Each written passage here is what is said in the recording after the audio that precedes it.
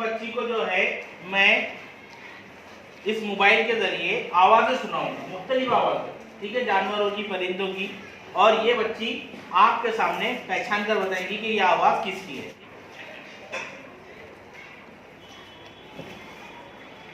मुर्गी की। Very good.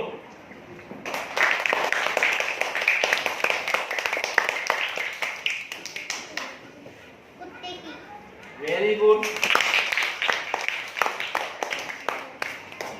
बिल्ली की।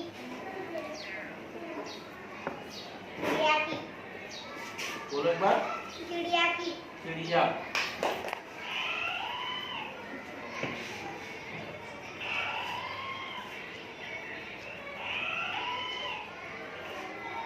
एक परिंदा जो है हरे रंग का आता है वो। मिट्टू। मिट्ठू, तोते की आवाज है। घोड़े की। शेर की। Very good. अनम, आपसे एक सवाल है बेटा कि ये आवाजें आपने कैसे पहचाने? हमने क्या उन्हें सुनी है? अच्छा, सुने हुए आपने। कहाँ सुने आपने ये आवाजें? टीवी में। टीवी में सुने आवाजें आपने? हाँ। ठीक है।